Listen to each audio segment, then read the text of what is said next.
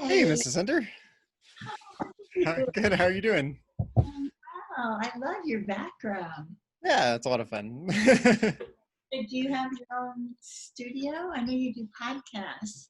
I've got a microphone, and you really don't need very much to do a podcast. I'm just here in our living room, and Zoom automatically can swap out your background. It's got an algorithm to kind of figure out where how to plug a background in around you. And I've just got a nice microphone for the podcast, so that's it.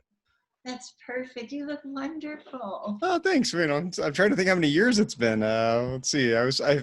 Best I figured is I was in your class and from 86 to 87. So, and here we are in 2020. So time has moved on. Oh, I know. I know. It all So goes too fast, doesn't it? it does. And you're in Idaho? Yeah, Idaho Falls. So how did you get to Idaho? Well, my girlfriend and her daughter are from here, and I moved here about a little over a year and a half ago. Yeah, how do you like it? I love it. I of course miss all the things to do in the Bay Area, but I like the slower pace of life. I like the winters. Of course, it doesn't matter now. Everyone's locked down because of the coronavirus stuff anyway, but I generally like it. It's a slower pace of life, which works well for me. I just miss, the diversity of things to do every day. Now, do you get snow there where you are? Oh, yeah. All winter. All winter. Wow. So that's awesome. But I was used to that. I mean, I lived in Syracuse for a year. I did my first year of grad school at Syracuse University, and I lived in the snow, so I was already kind of used to it. So many things have happened along this path, and you majored in philosophy, is that right? Yeah, I sure did. Yeah, I went to Solano College, did that for a couple of years, and then went to Sonoma State and got a degree in philosophy there. And then I did a year of grad school at Syracuse University and wasn't really happy there, so I reapplied and went back to Santa Cruz, and was there for 8 or 9 years, so a really long time. I was teaching at Cabrillo College and lecturing at UC Santa Cruz at the same time.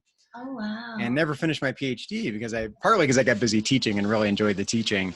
And then I shifted gears. I got an email from a textbook publishing company asking if I knew anyone who could write and program online homework assignments for college logic and philosophy courses. And I wrote them back and said, yeah, me. So, a couple weeks later, I had a totally different job, different career, and just really didn't have time or energy to go back to finishing my dissertation. So I never finished it, but I've had a much more successful career than I might have had otherwise. Well, I went over to Callison after Orchard, Mm-hmm. and I had about 4 more years, I figured, in teaching, and I had not gotten my master's. Mm-hmm. And a lot of things, it was like family, other things that I Mm-hmm. really wanted to be present for. And so I talked to my husband and I said, I'd like to get my master's and end my teaching doing my best work. Mm-hmm. Not the kind of person where they go, oh my gosh, isn't she going to leave yet? Done. And so I did. Cal State, Contra Costa, East Bay, Cal State East Bay is where I went after work, after teaching. And got my master's. Took me 2.5 years. Mm-hmm. And I was a duck out of water as far as technology goes. So I was sitting in a classroom, I'll never forget it, with all these young people. They were talking about the flash drive and all these things. And I was making notes because I didn't dare raise my hand and go, what's that? What's that? Yeah, exactly. But it humbled me. It also reminded me of how hard it is for students. Mm-hmm. Well, that's a good example where technology is not supposed to be in the way. It's supposed to enable things, not be a barrier, be so confusing or so many hurdles to jump over that that's a misuse of technology probably. Well, it was great. I did bring a lot to the classroom, actually, technology-wise, that I would not have been able to do. So I had a lot of fun the last few years. So. I was thinking, okay, way back in 3rd grade, I guess we probably had Apple II computers still in the classroom at that point. I think I vaguely remember an Apple II in the classroom. No, one or two maybe. Well, exactly. Not a whole room full, just one or two. Yeah. No, I remember I loved science. Doing hands-on science activities was my favorite thing at that time. Yeah, maybe I'm trying to think if am I conflated. It's really hard for me to remember what I did in which class, like which activities. There's just too many years and too many other things have been in my mind. But I'm trying to remember. Did we do something like something with electronics? Did we do like building circuits or building like the telegraph or something to that effect? No, we did simple, more battery related, Okay. very Yeah. simple kinds of things. Hmm. But we always did hands-on science, and I did family science nights in the classroom, Hmm. and it was fun. It was really fun. So, yeah. Yeah, and I never taught younger kids. I've only just taught college, but yeah, I like to think I do it my own way. So I'm sure you do a fantastic job. Are you still doing it at all where you are now? yeah, actually, I was out of the classroom for 10 years while I was doing publishing and doing the educational technology and instructional design stuff. And when I moved here, I was just driving around town and I noticed, hey, there's a community college, barely just over a mile away. And I was thinking, I wonder if could start teaching there again. And I applied and I didn't hear anything, and I applied and I didn't hear anything. And then sure enough, a position opened up yet again, and I applied for it and they wrote me back. And, later that month I was teaching again. Oh, that's And I was wonderful. the perfect candidate. I mean, how many qualified philosophy teachers did they get in Idaho Falls, So I just kind of fell in their lap. They probably couldn't ask for a more qualified candidate than me. And that's, but yeah, it's been a lot of fun. I'm glad to be doing it again. It doesn't pay anything. I'm definitely not doing it for the money. That's I for sure. know. So to go on, you need your doctorate, right? If you wanted to teach at university or. I probably could get away with lecturing at a university if they just had a lecturer position. I'd be hard pressed to get even hired as an associate professor with not having a PhD. I lectured at UC Santa Cruz. I did that for about 4 years after I advanced to PhD candidacy, and at that point they let you become a Okay. lecturer. So probably technically not, because you lose your candidacy if you don't finish your dissertation at a certain point. So if I wanted to do the whole thing over again, I'd have to go and redo the doctoral candidacy and then finish the dissertation. I'm just not sure if it's worth it to do. I've thought about it over the years. And certainly in terms of my day job, it would carry no advantage whatsoever. But Yeah, it's never too late. yeah, it's not. Mm-hmm. So like for me, I never thought I'd get my master's. I just put it kind of back. But then time changed, responsibilities changed, and this window opened, and I just really did it for me, not with the goal of using it. It was something I wanted to do for me. I think if I were going to go back, I would be really torn between finishing it in philosophy, which is what I wanted to do, or just shifting gears altogether and do something different. Like I've thought about doing classics. I've thought about even doing something like physics. I've thought about doing. I've thought about doing computer science. Things. So there's lots of things that I'm interested in that I wouldn't mind doing. Yeah, But that sounds like a later in life thing. yeah, there's a long time. So At this point, I'm just happy to be just teaching my 1 or 2 classes a semester has been great. I yes, forgot how much work is really involved in just teaching even one class. I'm laughing because I know Yeah. so much prep and then evaluating student work and The grading is the main thing. I mean, even prepping is not too bad. I mean, I've been living and breathing philosophy for almost 25 years now, so I really can trust my own ability to just get in the classroom and make a good experience on any given topic. So much so that I feel like if I over prepare, it comes across as stilted and artificial. If I just kind of wing it a bit more, it's actually a bit more natural. so how will that look for you coming up? Are you going to be doing online? Yeah, towards the end of last semester, everything got moved online. So the last half of my semester after spring break was online. And I do podcasts, and you can see I'm set up with a microphone and all the, so that wasn't a huge shift for me at all compared to other teachers. And Yeah. I just got an email from the department chair today saying, be prepared to go online again. They don't know. They're hoping that it'll be face to face, but it sounds like they're already talking about moving everything online. So it really wouldn't surprise me if I'll be online full time again. Okay. I like it though. You know what I like about it? I like that I can make artifacts from it. I can record it and make videos, and I can put the videos on YouTube or use them again. It's a great, archive that I wouldn't get of my face-to-face teaching. I hadn't thought about that. Yeah. And, you know, that's amazing. I think about teaching and how far it's come since I began. Mm-hmm. When did you start? Let's see, 70. Oh, okay. Yeah. 50 years ago. 50 years ago, and at that time, I taught in Redwood City, and women teachers, had to wear dresses. You're right.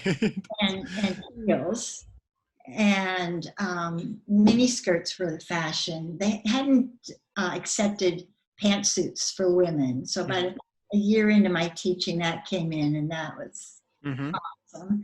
But I remember my grandmother, this was before my time, but I've seen pictures, and I know she still had the pantsuits, but she had like these wool Pendleton pantsuits she used to wear when she was teaching, like green and white plaid Pendleton pantsuit. I know. Bell bottom. Don't forget bell bottom. Yeah, exactly. It was, and we had so little, but there was a lot that was pure about it. Kindergarten was a lot of experimenting for kids. We still had, even at Orchard, when I was teaching there, we had the block area and the art area and the playhouse and puppet theater. And I remember when I got my credential, one of the things we had to do is learn basics of playing a piano, because most kindergarten classrooms had a piano. And I knew nothing about music, so I memorized 2 songs, and that was it.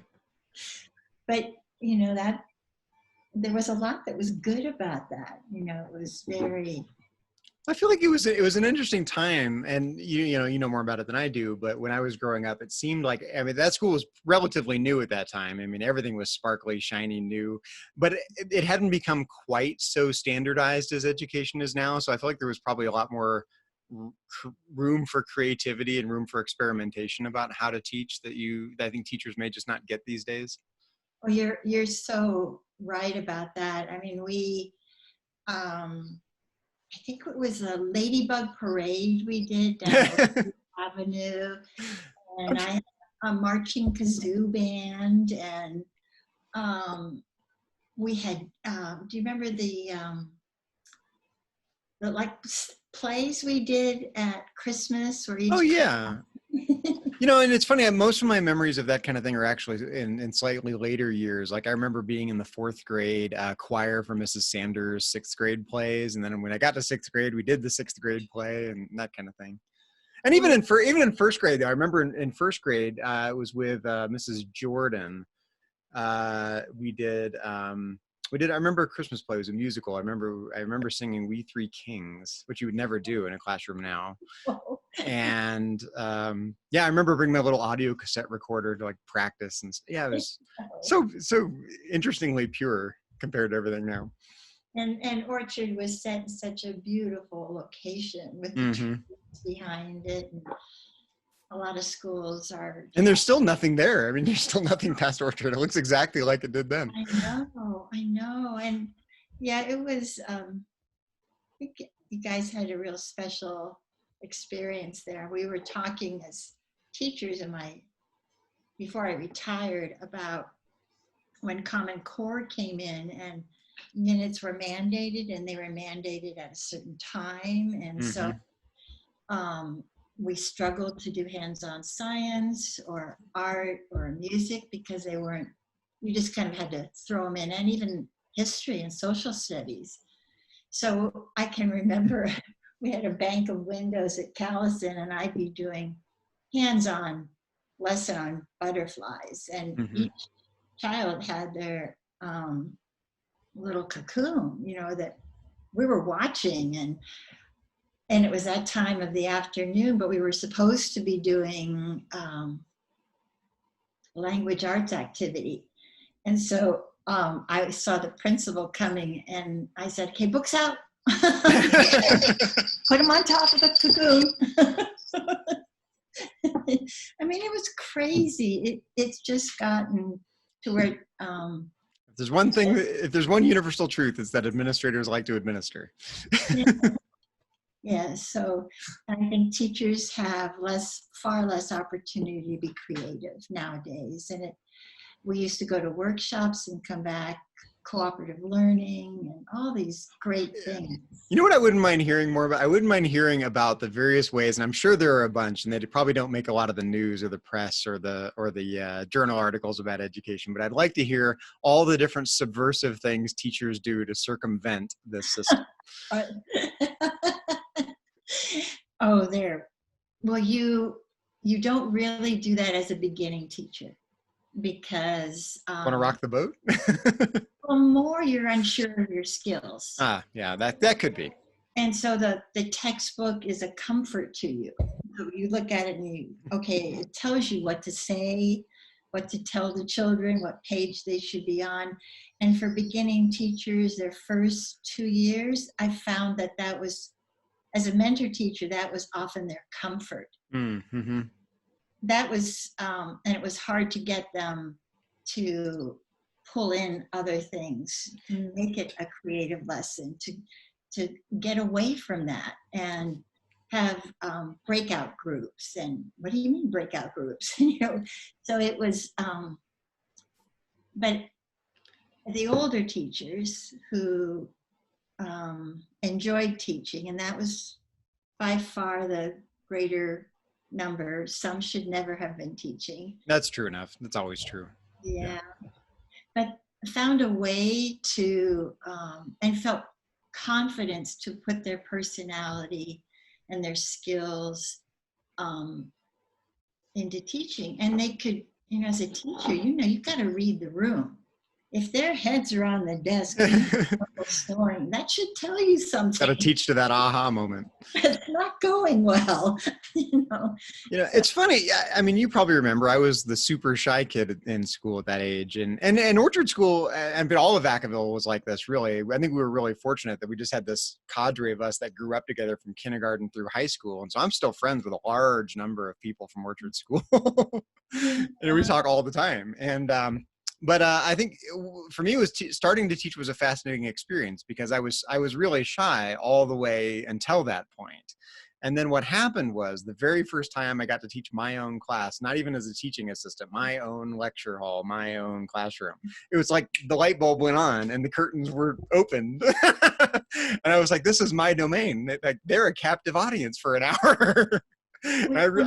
It really instantly clicked with me that I was able to just be the one in charge and be myself in a way that I wasn't really able to be before.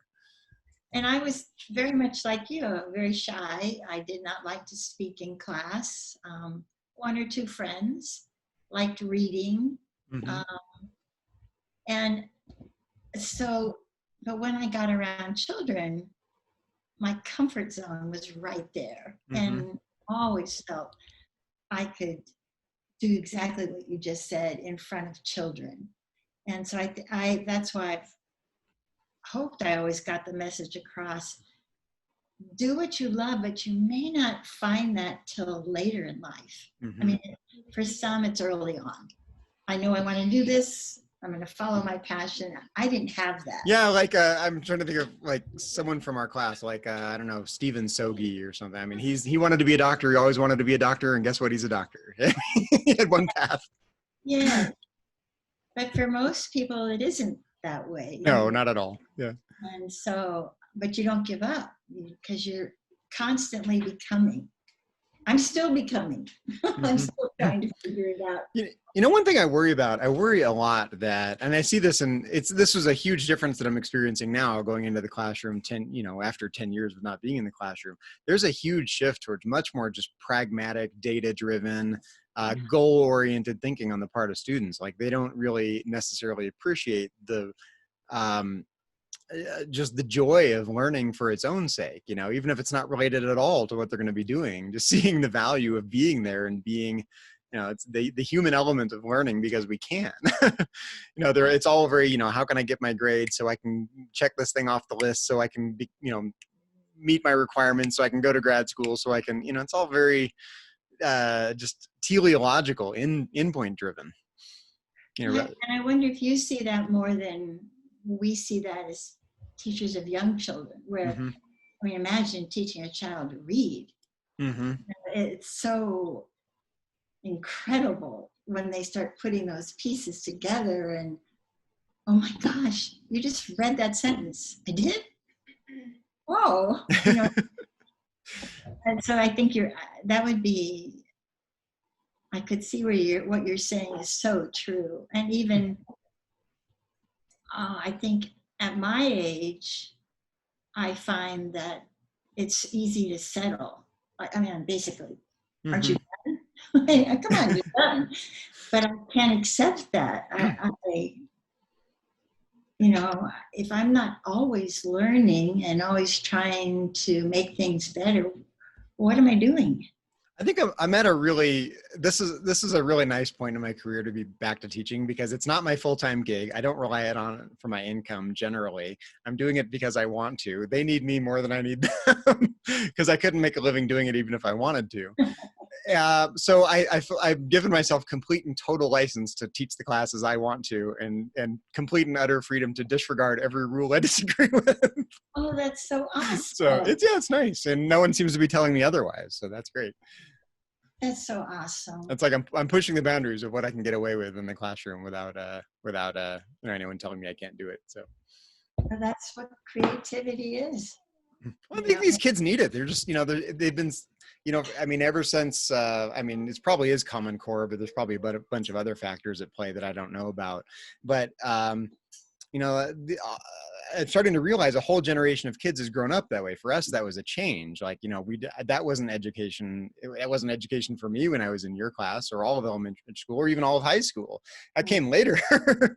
And, you know, but all these kids who are 18 or 19 years old, they've grown up with it. And I'm seeing the end results of that now. And I'm not terribly impressed, honestly.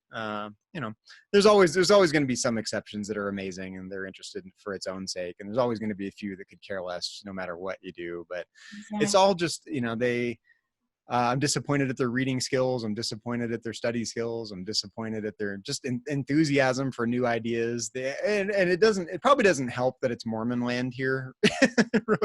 It's an extremely culturally isolated place compared to the Bay Area.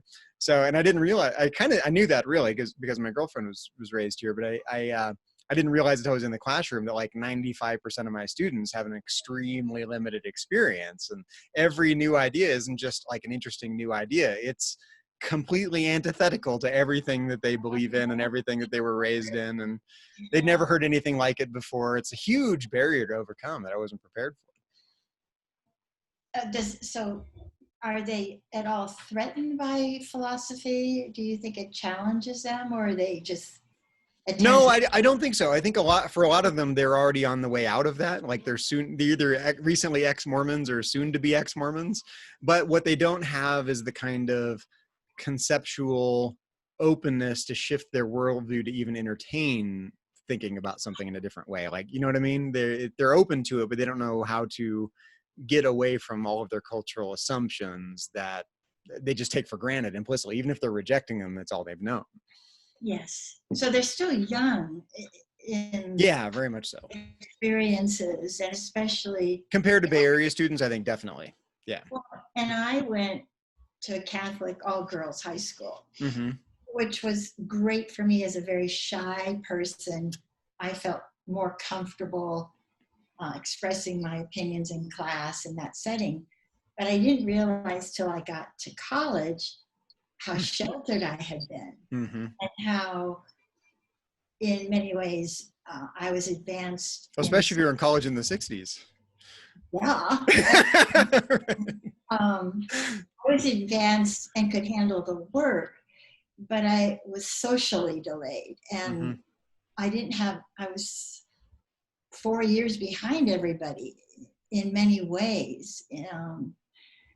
I didn't understand that until I got out and realized, well, on one hand, it was great. It was a very safe environment. On the other hand, I had a lot to learn about the world and people, and it took me a while. Yeah. So I can relate to those students in that classroom and how much they still have to learn. They're delayed in a lot of ways. Yeah, and I got some really wonderful thank you notes from some of them at the end of each semester, and I hope it was some sort of formative experience for them later in life.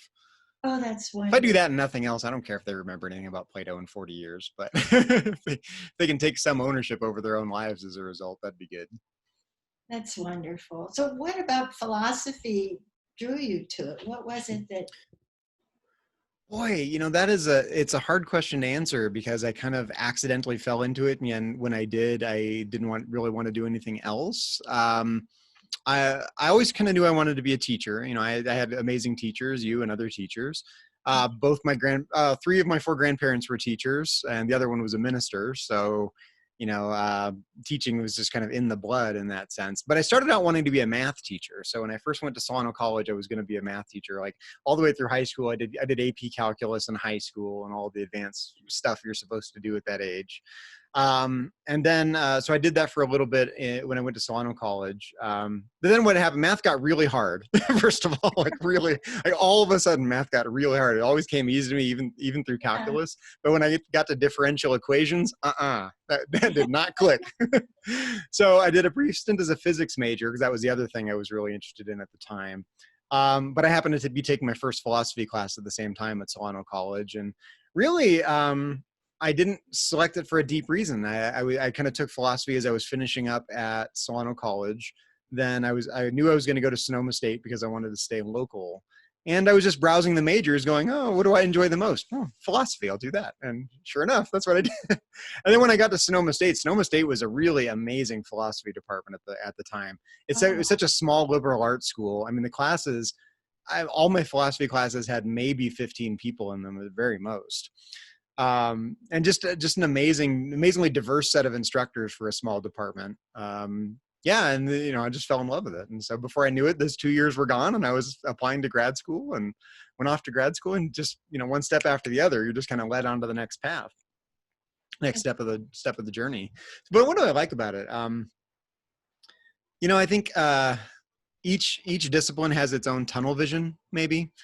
Scientists do science, but they don't really ask kind of meta questions about science. And religions, theologians and religious people live it and breathe it and think about it, but they don't really ask meta questions about it. And philosophy, I just found, asks those deeper kind of meta questions that each discipline isn't allowed to ask of itself because they're too busy doing the thing that they do inside that discipline. And of course, philosophy asks these deeper questions of meaning that maybe you'll get to that kind of thing in a literature class or an English class, but not in math and not in physics and not in any other area. So, that I guess that fundamentally resonates with me now. And now at this point, I think I've seen time go by so quickly. I used to think philosophy seemed like a long ways away. Like, if you look at the amount of time between us and Athens, ancient Greece, 5th century BC, that used to seem like a long time. But now that I'm, 42 years old, it doesn't seem like that long ago. The years go by pretty quickly. So I'm finding I'm more interested in classics and ancient philosophy and Stoic philosophy and just these, questions of meaning and of human life in such a short time span that we get in the long-term trajectory of human thought more now than even when I started in philosophy. I used to really enjoy like really esoteric, abstract philosophy, like abstract metaphysics and epistemology and things like that.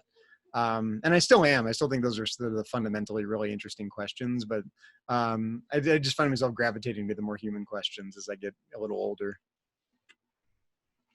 So yeah, I was just a natural. I guess I always was a philosopher, probably.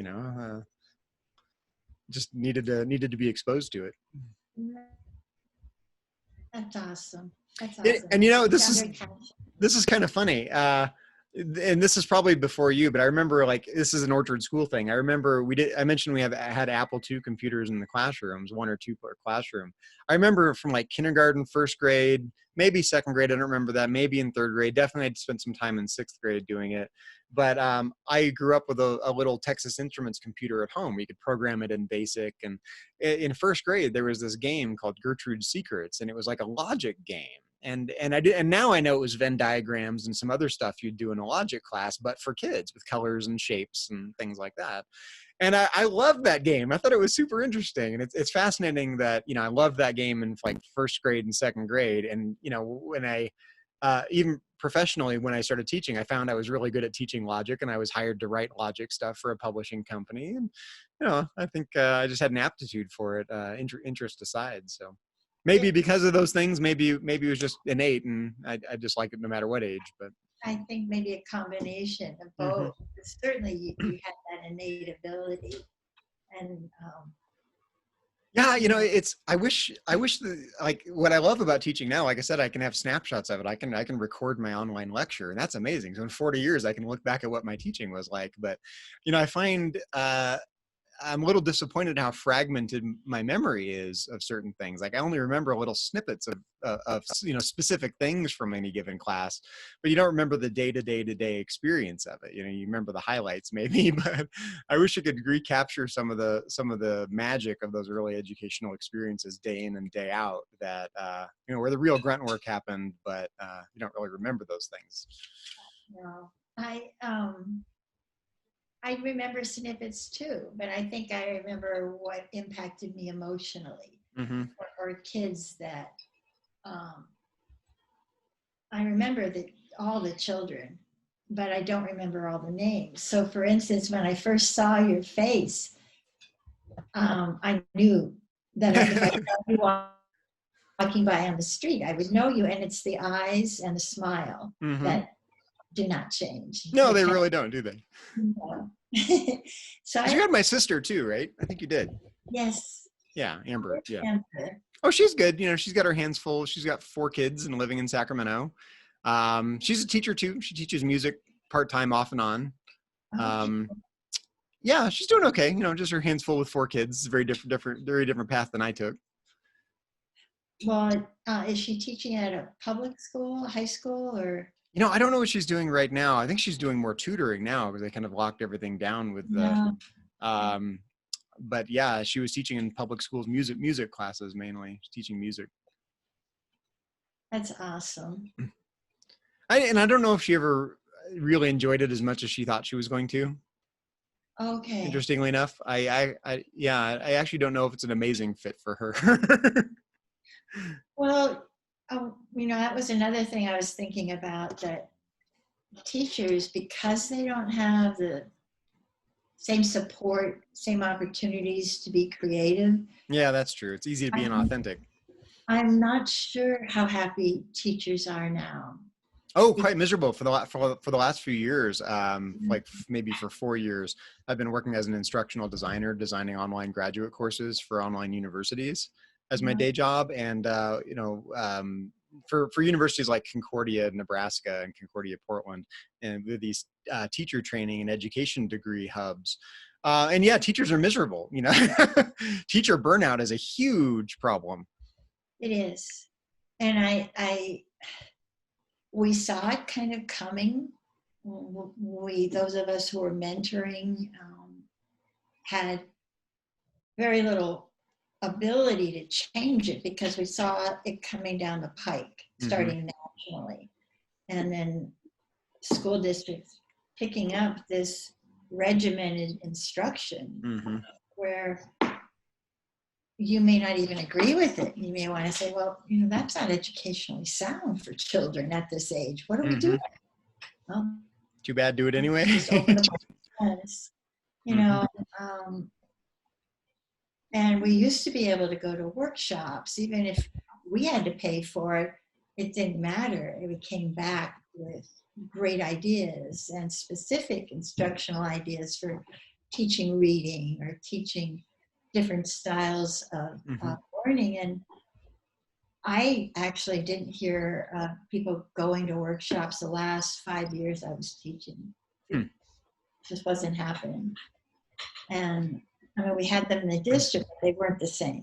It wasn't the same. Well, I just hope these kids are prepared to deal with things in the real world. I mean, life is tough. It throws you a wrench in the works a lot of the times. And if you're so programmatic about everything, where it's, A leads to B leads to C, and check things off the list and measure this and get your data on that, how prepared can you possibly be to deal with the unexpected things that life throws you? Well, that's why I love science. That's why I told the children, that science will enable you to not go for the right answer. You'll enable you to think, well, what's happening? What's going on? Did that work out as I expected? If not, how wonderful. What did I Right. learn from it? It's pure learning, and not so much I need to get this answer right. There's Mm-hmm. one answer and I need to get it Well, right. I mean, the philosopher John Stuart Mill had an expression about that very thing, but as applied to life, he called it experiments in living. Like this is part of growing up, is that you try this and you try that and you try the other thing, and some of it works for you and some of it doesn't work for you. And you just kind of hone your life that way. But it's a huge trial and error process. I worry, especially here, I worry students aren't getting that. But I know. I know. so, I'm happy to be the hippie from California for them, and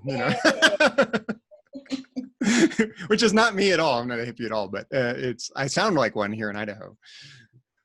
I was able to, the last maybe 10 years of my teaching over at Callison, I wanted to, as a project, have the school build a garden, a butterfly garden, Mm-hmm. and on a wall create a mural that the kids would be involved in painting. So it was a year-long project. We had high school kids involved and students involved, but the saying on the wall is trying gives wings to dreams. Mm-hmm. And I wanted that word trying is what's the beauty of living. It's just try it. Just Yeah, what's the worst that'll happen, right? You fail, you do it again. So yeah. so it's interesting. Like, it's got to be hard. I imagine, maybe it's not. I imagine it would be hard to distinguish class from class from class from class after so many years teaching. Are you able to do that? Can you remember our third grade class in particular, or do they really blur together at a certain point? That's a good question. I think at times it blurs together the older I get. How could it be otherwise? If I can picture myself, because I moved from not just school, but room to room. Oh, okay. You weren't in the same room the whole time? No. Okay. Portable and back. Let's see. I remember if you go into school where the library was and you're headed towards our wing of the school in third grade, I remember yours was the first classroom on the left. Yeah. Right. Yeah. That's the room I remember. And I moved out into a portable. Okay. And I did combinations. How we did that over at Orchard. You have a 3-4 or 4-5 or 5. Oh, that's right. I wonder if was ours a combination? Was it 3-4? No, maybe it was. No, I wasn't until I got out in the portable. I may have had a 1-2 at some time, but I don't know. It wasn't until I got out in the portable. I think my second grade was 2-3. Maybe, does that sound right? I don't know. Who knows? But I know. I remember the teachers, but I remember, like I said, I remember surprisingly few details. And I think, honestly, I was talking with my girlfriend about this. I think it was actually a fairly traumatic time period for me. Like, my parents had just got divorced and I was so shy. I think I actually just blocked a lot of it out because it wasn't a particularly happy time, even though it was all the memories I do have are happy ones. I think I blocked out the ones that weren't. Well, and then that's so true. There are times in our lives when we're just kind of on a survival mode. And that's so true for children in your room, and you often don't even know that they're in school in that mode. And I think if you're in that survival mode, just get through the day. And I think there's much greater awareness of, there's a buzzword for it now, trauma and resilience, the various kinds of trauma that kids go through and how they build resilience to face that. That's all the rage in teacher training right now. Yeah. Necessarily, it should be. it should be, Hmm. but I, teaching was my love. And I was told kids, if you can get a job that you love doing, whatever that is, you're lucky. It's true enough. I've been fortunate that way. I really have. At every turn, I was able to walk through whatever door led me into something that was really good for me. So. There's a lot of people, my parents' experience, my dad died when I was 16 suddenly, and my mom had no skills Hmm. and had to get whatever job she could get just so we could have food. Hmm. And that impacted me significantly, in a time where most of my friends were getting married or Hmm. working as secretaries or going to nursing school. To finish college wasn't the norm, and it Yeah, was neither hard. of my parents did. Neither of my parents have degrees, although all my grandparents did, but somehow it skipped a generation, I guess. But my parents were divorced. My mom was basically a waitress the whole time. And, actually I was thinking about this years ago. I was working in San Francisco. Like, I was in a nice office building, dressing up, going to work, doing my programming job. And, this is a bit of a tangent, but you'll see where I'm going with it. My great grandfather was born in a sod house in Nebraska, like a dirt house in Nebraska, because they didn't have trees in Nebraska, so they made houses out of sod bricks. And so yeah, like 3 generations ago, on that branch of my family at least, like they were living in a dirt house in Nebraska, and here I am working in this nice office in San Francisco. It really shows what education can do across generations in a very cumulative fashion. Yes, yes, absolutely. And I think in these times, there's people are struggling to be hopeful and to Oh, be. very much so. People are so negative. It's very exhausting, actually. And it's all on social media. I mean, it's out there for everyone to see. All the negativity is out there and on the news and on Facebook, on Twitter, on whatever. It's hard just to bracket all of that and go, I'm just going to have a good day and come hell or high water. And it's a conscious thing. You can catch yourself being caught up in everything, and I consciously have to go, why am I not feeling good? Oh, okay. Put on some music, go outside, work in the yard, go for a walk, and right away I feel better. So and having been married 43 years And did I and see that your husband passed away? 2 I'm years. sorry to hear that. 2 years ago. And he had developed what they call FTD dementia, Mm-hmm. frontotemporal, and so it affects who you are. Mm-hmm. It did not affect his memory, so it was very hard to get it diagnosed because even some neurologists we went to were not so aware of it, surprisingly. But we finally I got him connected with UCSF, Mm-hmm. and they did all the MRI and all the testing, and so that was a whole different world for me to lose a person, their essence, but have this physical presence there that With all the memories. How strange. he didn't have feelings. So Mm-hmm. his strongest symptom, which remained the strongest symptom, was apathy, which was so unlike him. And that was the first thing I was puzzled by. And then just started to lose, his impulse control was going by the wayside. And it wasn't until I joined a support group for FTD dementia family members that I learned it's the youngest onset dementia. People in their 40s Mm-hmm. can have it. People that you might hear about that have midlife crisis Mm-hmm. have sometimes been misdiagnosed and have this dementia because they just put everything they ever cared about doesn't matter anymore, and they start just saying whatever comes to their brain at Mm-hmm. very inappropriate times. 2-year-old, like, oh, you're fat. Oh, Whoa, really? wait a minute. I can laugh about a lot of it now, but it taught me a lot about what real love is. Mm-hmm. Be with somebody who's looking at you and saying, I don't love you. Huh. And And you're saying you do. You just don't know that you do. Hmm. And letting that go. That's got to be hard. Very hard. And then there's a lot of things that, I learned through that experience about, and now being alone for the first time since I began teaching. And how do I do that? You have coffee with former students. Well, I make it a conscious effort to light a candle on the table and Mm-hmm. put a placemat and a napkin and music on. And it's work, but if you do it,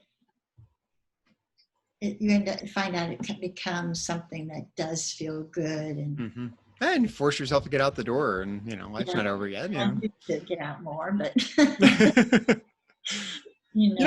one thing that I have become particularly aware of, and I think I see it in family, I see it in friends, I see it in students, see it all over the place. I think a lot of people feel constrained externally by all kinds of circumstantial things that are, really they can do something about. They can change their life, they can change their careers, they can change their jobs, they can go back to school, they can find new friends, there's lots of things you can do about it, but they feel so trapped and constrained. They've lost their own agency and their own free will and their own ability to do anything about their own lives. And to me, it all sounds like a bunch of excuses, but I think for most people, they don't see it that way. They just feel that that's reality. They just take those constraints as fixed and binding. And I think if there's one thing I want my students to, at the age I get them at, I want them to take some control over their lives, stop feeling constrained by their family, and stop feeling constrained by their backgrounds, and stop feeling constrained by whatever crappy situation is going on in their life, and take some control over their own lives for once. But I just think culturally that's become more of the norm. I think it's sad. I'm just curious what your perspective on that is. As an early educator, because I never experienced that. To me, I've always felt like I've had that, and I partly from teachers, partly from family, partly from friends, but that's never seems to have been a problem for me. But for a lot of people, it is, and I'm trying to figure out how to counteract that by the time I get them. Well, that we lost our daughter too. Yeah, I'm so sorry about that. That was a few years ago now, right? That was 2011 to domestic violence. Right. I remember your postings about it. That's all I remember. And I struggled with trying to understand why she couldn't leave that. Mm-hmm. Or why she would leave it and come home to us and get into some counseling and then go back. Mm-hmm. And after she passed, I worked with Weave in Sacramento, Women Escaping a Violent Environment, and was trained and was on the support line at the shelter, and talked to men and women who were young and old and stuck in these same situations. Mm-hmm. And what I found, the common thread, why not get out, why not take control, was fear. Mm-hmm. And that as hard as it may be to understand, there was some comfort in the what was normal to them. No matter how dysfunctional it is. It was predictable. Mm-hmm. I know he's going to flare up or she's going to flare up. And if I say this, they'll hit me. And there was this false sense of control in that environment, that if I don't say this or I don't do this, I won't be hit. So, well, it's funny you say that, because of course I come to it more from a philosophical perspective than a psychological one, but it actually, in your talking, it reminds me of the philosopher Thomas Hobbes, who thought that a man's natural state was a war of everyone against everyone, a state in which everyone is naturally afraid of their life and their food being stolen and being attacked and your country being invaded. And so we get together and we form societies and make rules and laws and form social contracts, and that's where government comes from. But his ultimate answer was if you really want to alleviate the fear, you give up all your control to a benevolent dictator, because the dictator has nothing to fear. You don't have anything to fear because the dictator is benevolent, and the fear kind of goes away. You get a radically safe society. It's not democratic at all, but you have this, extremely strong monarch who protects your society for you. He has nothing to fear, you've got nothing to fear, and the fear can go away. But really what it sounds like, you're kind of describing a more dysfunctional version of the same thing, where you end up giving up your control to what's essentially a dictator over your life, all in the name of some sort of comfort or familiarity, or false sense of safety. It's plus you're dealing with people who by far are great manipulators. Mm-hmm. And men who are in these situations are often susceptible to, because they're young or inexperienced, Mm-hmm. or understanding. It's often the ones who will be understanding and loving, who will accept this person at face value, Mm-hmm. and not read what they're actually doing. And so, it's philosophy and psychology to me are just so intertwined in how. Yeah, if I have one weakness, I tend to go for the abstract over the concrete. So. But I think we're fortunate if we can have someone in our life who says over and over and over, "You got this. You don't have to stay here. I'll walk with you out that door. Mm-hmm. I'll just come on over and we'll go to a movie." Someone who will stand by those who are not feeling that strength at that moment. I think Mm-hmm. that helps. And I think as a teacher, that's what we do, is we kind of say, "You got this. I'm right here. Mm-hmm. Go ahead, climb on that jungle gym. I'm right here. Got it. No, don't jump from the top."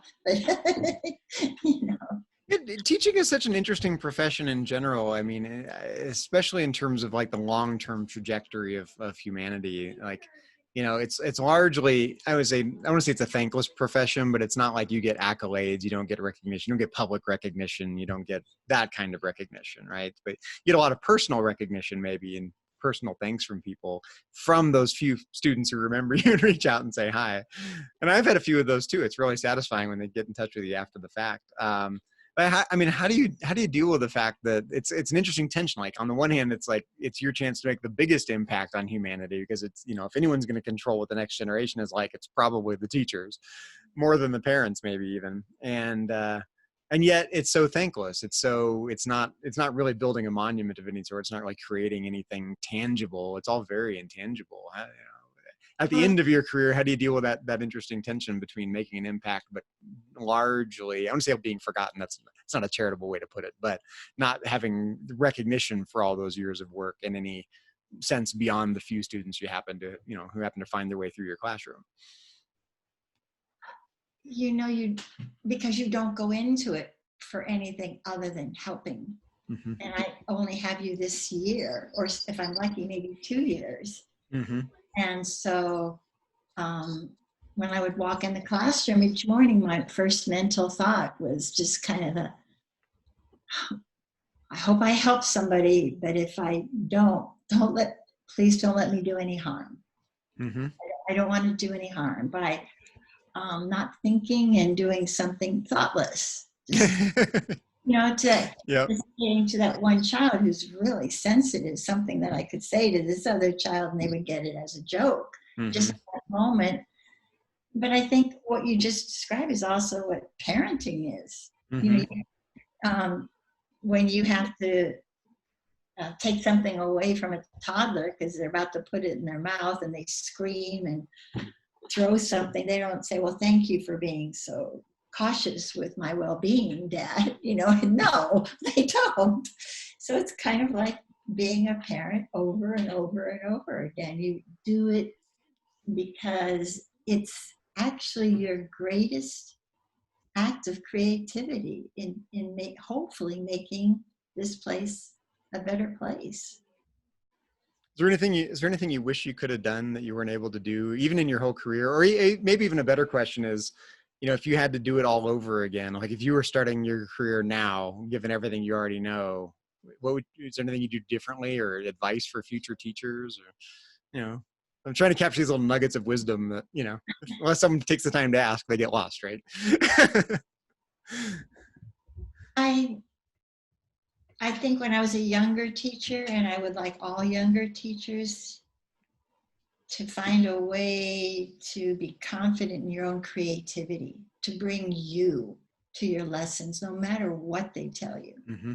Have the courage and the confidence to do what you know is right for your students in the moment. And to put aside any fears you have of being judged by an administrator or a team of people coming through and they want to see that you're on this Oh, yeah. and saying, that lesson didn't go well yesterday, so I'm redoing it today with my own creativity. Mm-hmm. And I could do that later in my career, but I would hope that younger teachers now would have that ability to trust themselves. It's funny. I mentioned this. My mom was a waitress at the Net Tree for a lot of years, and she would tell me that every time they'd get a manager that they wouldn't like, she would say that the waitresses would say amongst themselves, "Don't worry, we'll be here longer than they will." I think the same is true of teachers generally. It's like, the administrators are going to come and go because they're on the fast track. They want to get promoted. They want to become superintendent. They want to do those things. But the teachers are the ones that are generally content to, bide their time in the classroom for 30 years. And, if you just wait a little bit and ignore the administrators, they're going to go away eventually. And we kept also saying, this Common Core will cycle out. And it probably will. I don't work in K-12 education, although I've built some education courses for teachers in training, but it's got to come in waves. There's going to be a cultural reaction against it. How could there not be? I know. But I know, as they said in Star Trek, the bureaucratic mindset is the one constant in the universe, right? So. That's great. I'm trying to think. So you said you do a pretty good job of distinguishing, students from students and class, years from years. Is there anything you in particular you remember from when I was in third? Not about even me in particular, but our third grade class. I was just trying to think of little things I remember. Like I remember reading. I think it was Charlie and the Chocolate Factory. Did we read that in your class? I think so. Yes. I think that was third grade. Okay. I just remember little things like that. Just little things we did or little things we read. Is curious if there's anything in particular that you found fun from that time period, or even about Orchard School in general, Just that we could be so creative. We had chicks in the classroom. Yeah, we did. What's that? And we had, I started a program at Orchard called Class Act, where we brought in senior citizens to read to the kids. And that's nice. I don't know if I remember that. That may have been later on. Maybe. Mm-hmm. And just funny things. I remember Mrs. Gerlach? Yes, I think so. Yes. Didn't she? I want to say she taught Gate for a while. No, Mrs. Gerlach. Or am I thinking of a different person? Took over Mrs. Jordan's room. Oh, okay, then no, I don't think so. I probably, if you put her face in front of me, I'd probably recognize her, and the name sounds familiar, but that's all I remember. She taught next to me after Mrs. Jordan, I think, went on to do being a reading specialist. Oh, that's a problem. That could be where I know her from. Yeah. Yeah, that sounds familiar now. Yes, okay. And, but I remember Mrs. Gerlach was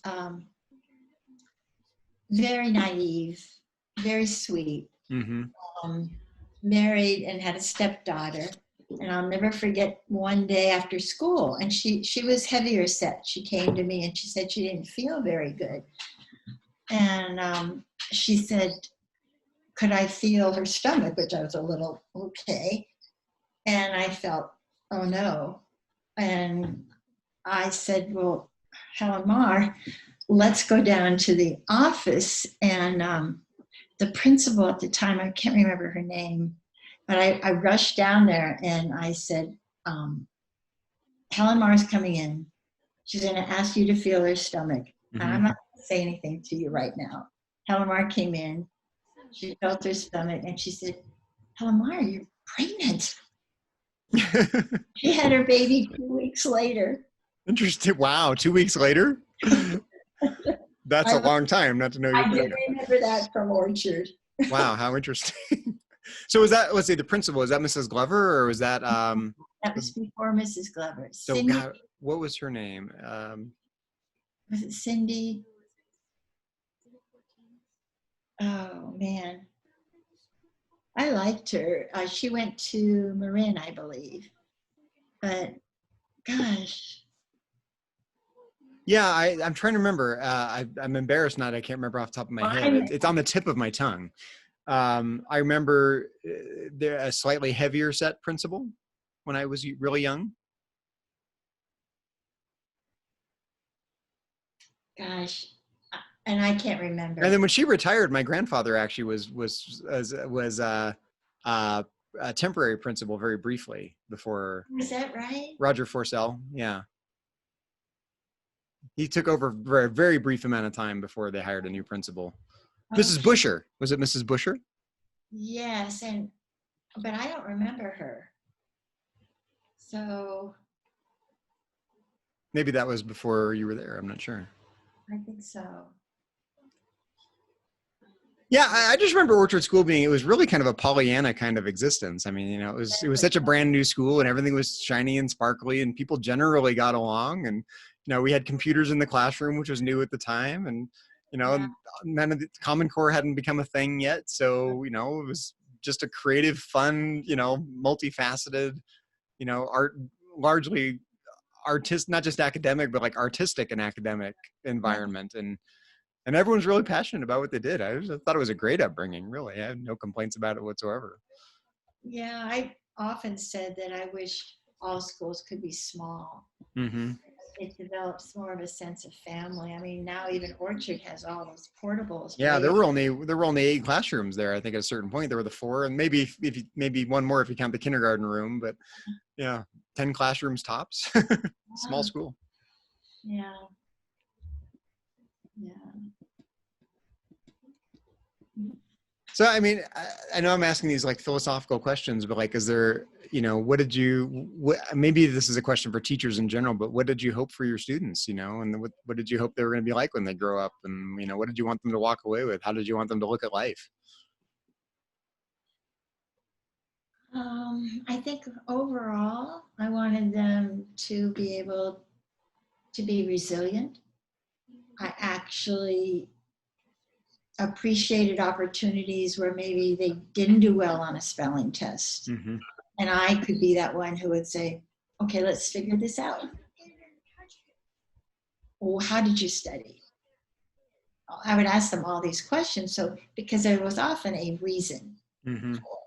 Or perhaps I needed to spend some more time on a different way to teach the lessons so that they would see, okay, I'm going to learn something from what I thought was a failure or something I felt bad about, and I'm going to bounce back. Because to be resilient, to me, is huge. Well, I think, you know, too many people expect never to fail. I mean, you know, I failed a class or two. It happens. You know, you just the most important thing you can do is just pick yourself back up and show up the next day. And some people don't get that far and they give up far too easily. They give up too easily. Mm-hmm. And so I think that was one of the things I really wanted the kids to know, that in here you're going to make mistakes because you're learning. They go together. You don't come in here, you know, like in 1st grade or 2nd grade with all the skills. Otherwise, why are you here? What are we doing? Yeah, and I think that's actually another disturbing trend, a difference I've noticed, that more students now think of education as transactional, where they pay their money and they kind of expect a grade, a good grade at the end of the experience. They forget that the starting point is they haven't done any work yet. Right. It's not like they start with an A. They start with having done nothing, and they really got to climb their way up to it. And that's that climb and the struggle of it, and the parts of it that aren't going to be easy, that they can't relate to it. They've never been challenged, even by the time they get to be a freshman in college, they've never really been challenged. It's, the students that are there, they've been successful, and they've gone through all the things, they've gone through the programs, they've done the assignments, they've got their A's, and now they're getting a C on a philosophy paper. They don't know how to deal with that.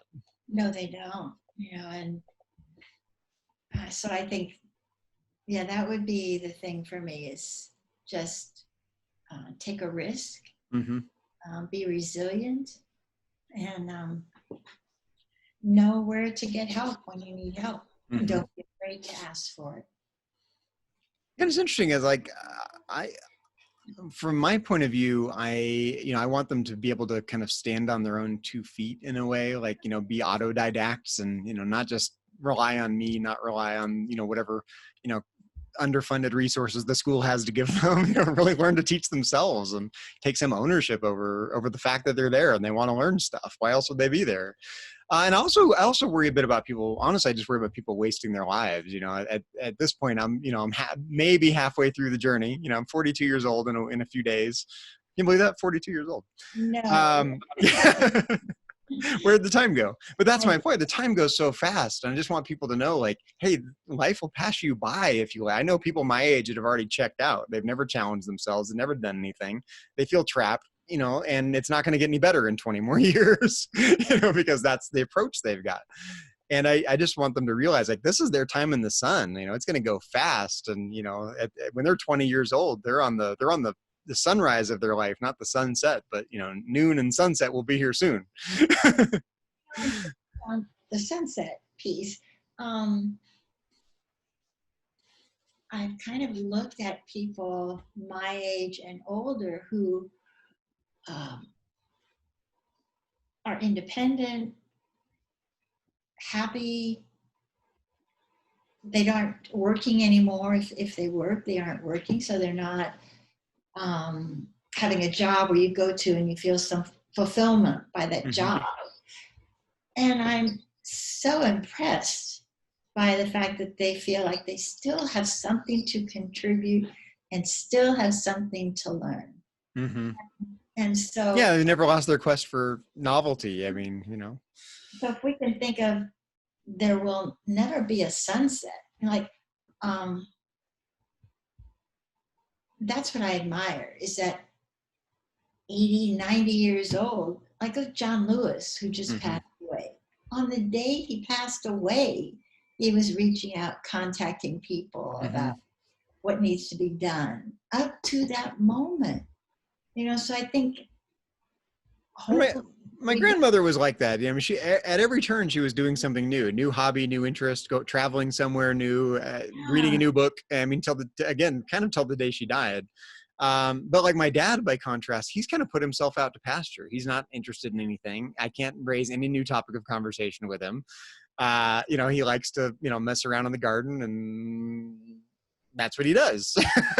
So, it's a complete, I don't know how he ended up that way and how I didn't, but we just have very different approaches to life. And I just worry that some people put themselves out to pasture far too early.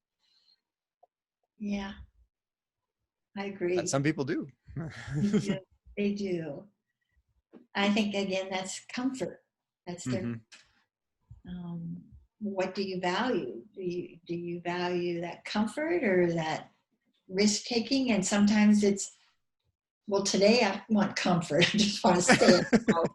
There it is. Yeah, so I think it's a combination, but well, this is where I think philosophy has been really good for me. And I think I worry about people that don't at least take the time to ask these questions, like, what do you want out of life and what should life be? And I guess it fundamentally boils down to what values you have, what you think a good life is like, and what you think is important, and which character traits or personality traits or which facets of life. But I think some people are just like the tail being wagged by the dog. Their lives are they're on a certain track, and they've never really been critical about what life could be. They don't use their imagination to think of different ways life could be. They're never really self-critical about what life is really like. And before you know it, they're 80 and they realize they've never done any of the things they wanted to do. And then they put themselves out to pasture, or they have a midlife crisis, or they have a whatever. I know.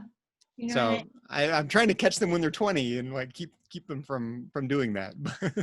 I'm, I'm really glad you are, because it's all a gift. It's like, yeah, I what we learn from each other, what I learned from children. You know, we have assumptions about how we're going to behave in situations. And I can remember after we lost our daughter, I had retired and I had been hired to teach English language learners. And I loved that piece of it. So I was doing that. And of course I had to take a couple of months off. And when I went back, I wasn't sure how I was going to do, because it was also the location where I found out what had happened. I was at school when someone told me. And so I thought, how am I going to walk back in there? All these what ifs. And my first class was with a group of kindergartners, and just actually my favorite group, just a group of 6 Spanish-speaking kindergartners. And we were doing a basic lesson, and across from me was Juan. And all of a sudden he looked up and he said, "Miss Hunter, where was you?" And I looked at him, being the teacher I am, and I said, "Juan, it's where were you?" And he looked puzzled and he said, "I was here. Where was you?" And it made me laugh, where I thought I would never laugh again. Never. I could never laugh again. And in that moment, that innocence, that child, that if I hadn't put myself in that room where I was afraid to go, I just wanted to hide and be in my pain. And I went in that room not knowing how to be. And in that moment, that child gave me that gift of, this is how you're going to be. It's going to be okay. It's interesting. I find teaching really exhausting, actually. I think it's the performance aspect of it. You know, it's not a mellow experience for me. I really have to like down 3 cups of coffee and get going to do it. But at the same time, I'm constantly amazed at the little magical moments you can have in the classroom when you can see that a student is really getting it, or you can see that their, you know, worldview is kind of changing before your very eyes, and you know, you're part of that. You get to make it happen. And but then I immediately just like, the next day I got to rally the energy up and do it all over again. And even just, especially after not having done it for 10 years, it was really exhausting last year. I was just go trying to get through every day. And I'm good at it, but I find it emotionally exhausting to get up there and do it every day. Oh, well, you're like on stage. Yeah, that's it. It's a theatrical performance. And even if you don't think of it that way, it really is. It is. And it's more fun if you think of it that way, because you can do theater. I used to joke that teaching was the best acting job there was. Yeah, you can. And I mean, I've donned a chef's hat and a clown nose. You know, just don't ask me to do a handstand, but otherwise, what will it take for you to look at me? We're doing this, and jump on board with me, you know? And I think for me, it's interesting, because for me, I have a slightly different goal in higher education. I want them to fall in love with higher education. I want them to have something to aspire to. So, you know, I want to make it look like getting an advanced degree is a sexy thing for them to do in life. You know, so, you know, there's a certain way of presenting yourself to make it look compelling, you know, so they can envision themselves going a certain route, even if they do something totally different. You know, it's worth going on and applying to grad school, or it's worth doing whatever, even if they never think about philosophy again. I just want them to see that they haven't quite got there yet, and there's something still worth striving for. And for me, that was largely personality. Like I saw that in the professors that I really admired when I was in college, and I kind of wanted to be like them, you know, in some, you know, very simplistic, shallow sense, maybe. I wanted to be confident, and I wanted to be, intellectually suave, and I wanted to be compelling, and I wanted to be able to communicate as well as they did. And I could see that I wasn't able to do it yet, but I wanted to. So I really want to model all that for them so they can see themselves doing it. I totally understand. Yeah, and that's, I guess that's maybe, I don't know if that's the same thing as what you experience in K-12 education. It's got different personality traits and different qualities are probably at play there, but modeling is really important, I'm sure. Yes. And in fact, I was inspired in my teaching as much by the more negative or destructive teachers I had, who were few, but I had. Definitely don't want to be like that. Yes. Right. I mean, that was also an inspiration that I won't be pulling out a ruler and whacking your desk. That here, or yeah. Yeah, and I think this is another really interesting thing. If people take the time to look around, what they really have are in their friends and in their family and in their teachers, they've got models and they've got anti-models. They've got all different role models in different parts of their life. I want to kind of be more like that, and I definitely don't want to be like that person in this regard. If you take the time to poke your head up and look around and really see the different approaches to life people have taken, you can kind of place yourself, which facets of which people you want to incorporate into your own life. And actually, it's probably been a long time. Have you ever read Marcus Aurelius's Meditations? No. Even in college? Not. Please don't ask me what I read in college. No, it's okay. Yeah. But in the first, so he was a Roman emperor and he was a philosopher. And in the first book of his Meditations, he basically spends several paragraphs, 20 or 30 paragraphs, thanking all the different people that were influences in his life. But you don't get that in most philosophy. This is more like a journal, it's more like a diary to himself.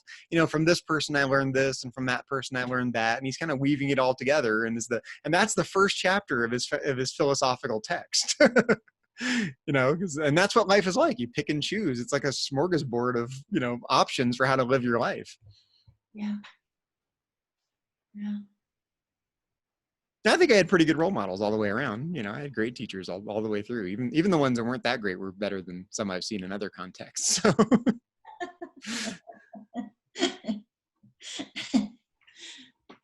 Well, this has been amazing, Zach, and I'm so grateful that you reached out to me. I thought it would be a lot of fun. I saw that. I think it was who was it? Stephanie Jones. She posted about you this morning, and I saw that, and I was like, I think I'm just going to ask Mrs. Hunter if she wants to jump on a Zoom call. That'd be fun. So awesome! It's so awesome. So I recorded it for posterity, so there you go. Oh dear. You're immortalized now. I would have held up a cardboard face of me 25. It's funny because I find I really like getting older. I'm not as healthy as I was at 20, but I actually feel better than I did 10 years ago. I feel better about myself than I did 10 years ago. And I find I like the middle-aged me more than I like the 30-year-old me. I thought 40 was a great time period. Even 50s, my 40s and 50s were, yeah. But I also know people my age that look ancient already. I don't know what the difference is, but I don't think I'm one of them. I think I look pretty good for 42. So. Look amazing. And I think what it is too is how you're interacting with life and with your experiences. That shows. Yeah, I think I've seen friends die. I've had friends commit suicide. I've got a lot of family members that I've loved are gone. And what do you do? Like I said, this is our time in the sun. You either get depressed by those things, or you go, I'm still here. I'm going to make the most of it. And I try to do that every day. It's hard.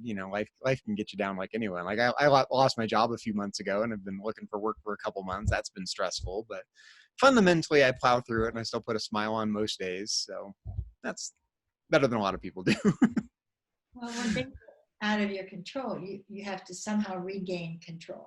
And say, well, this is how I'm going to be in this situation. That's the work.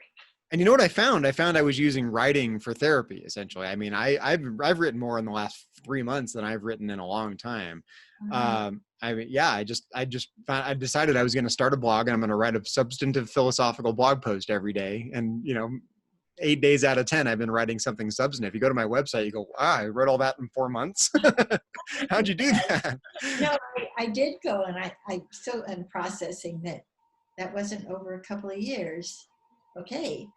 Yeah, a lot of that was really just in the, every one of those, like one a day. I've just been cranking stuff out, and and partly I just feel like, life's short. If you don't take the time to write your ideas down, even the ones that aren't well fleshed out, then they're just, ephemeral, and no one will know you ever had that cool thought. So I know. Very true.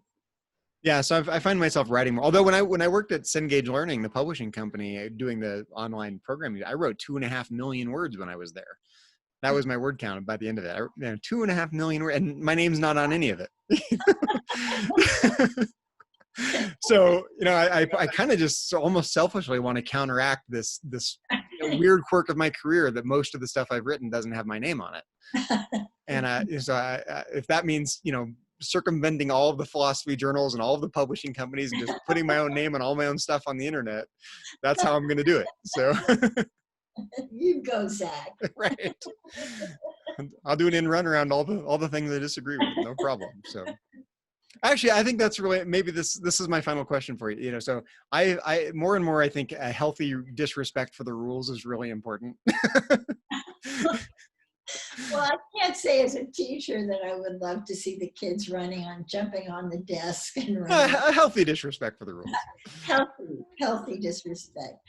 I think questioning of the rules, healthy questioning of the rules, and for me, it's always been very strategic. It's like, if I can't blatantly disregard the rules, then I have to be subversive, and I have to find a way to manage upward and do an end run and get my way while looking like I'm obeying the rules. Oh, that's what you were doing. Yeah, exact. Right. That's what I was doing in 3rd grade. Right. And for me, that's been really important, because those are the qualities that have let me basically do the things I want to do in my job and in my career and in my life, and still kind of make everyone else feel good at the same time, even while I'm getting my way. That's a masterful thing that you've got going. It's a little Machiavellian, and I'm not sure that's definitely the healthiest way to approach life, but I see people that don't do that and they feel constrained and unhappy. Right. So I just decided at a certain point, I'm going to, obey the rules I think are good and find a way to do an end run around the rules I disagree with, and not let anyone know I'm doing it. But I'll avoid you at a 4-way stop. yeah, right, exactly. I'll just slide through here. But I think that's, that's part of like moving humanity forward, isn't it? You have to go, I'm not happy with the way things are, so I'm going to do something different. I'm going to change things. I'm going to make a difference. I'm going to invent something new. I'm going to whatever. I found as I've matured that I feel more freedom to do that in all kinds of settings. Excuse me, but like, and it's hard, because every time you do that, you run the risk of going, we don't need you anymore, or someone else going, we don't need you anymore, because you're going against the grain. You might get fired, right? So I don't have that restraint. Yeah, I'm not employed. So it's actually very freeing at times to be mature. and I actually think, one of the things that maybe you can tie this to early education, maybe not, but one of the things I found really important, and I don't feel like my students understand this when they come into my classroom. I think they get the impression that everything they're going to be learning about is already done, and it's already well fleshed out and already perfectly understood. Like, we already understand everything about math. We already understand everything about physics. We already understand everything about biology. And, we already understand everything about the meaning of life. So they don't see that there's even any open questions in any of the things that they're interested in. Just getting them to understand that that's not the interesting stuff about education, isn't the things we already know. You can learn that out of a book. You don't need to go to college for that. You don't need to get a PhD. You don't need to research anything. The interesting stuff is all the stuff we don't know yet. That's what should fuel you about education. That's so true. The discoveries. Yeah, but they don't learn that. They sort of learn like, oh, you go to school, you learn the facts, you take your tests, and you learn the things, and you move on. They don't realize that all the interesting stuff and anything they're interested in is all the theoretical work. And maybe that's the transition from from being a student to being a professional. The professionals are the ones that know all the open questions in those areas of inquiry, and the students are the ones that are still learning the things everyone else has already discovered for them. That's a good, I hadn't thought about it that way. Yeah. That's when you become an expert, when you really know all the stuff you don't know yet. And it's a very Socratic point, actually. You know what you don't know. Yeah. Well, I'm glad we took the time to do this. Thank you so much, Zach. Yeah, don't be a stranger. Yeah, I would love if you read some of my writings. I've been enjoying writing them, but do that as you see fit. But don't be a stranger. Say hi once in a while. And Absolutely. everyone's busy living lives and stuff. But I was thinking, while you came up in conversation, I thought it'd be fun just to have a real conversation rather than just too many times people just say hi on Facebook and they don't actually have a conversation like this anymore. It's kind of sad. I know. I miss that's one thing I really miss with the coronavirus pandemic, is just going to have a cup of coffee and just having any kind of emergent conversation with a normal person outside of a screen. No, and living alone, I really, really miss that. Just. Mm-hmm. But it's magical we live in the 21st century when we have tools like this that let us have a real-time conversation a couple states away. Yes, and to see you it's wonderful. Yeah, and I wish there's no way to summarize all the different influences in your life and whatnot, but you probably feel this, but life is short, and all you can do is pass things on to the next generation and hope they pick up the baton and run with it. So if I do nothing else, if I pick up the baton and run with it, I'm doing pretty good. There you go. And I'll be clapping for you. Oh, thanks. Yeah, it's been good. It hasn't always been easy, but I've generally lived a pretty good life so far. So.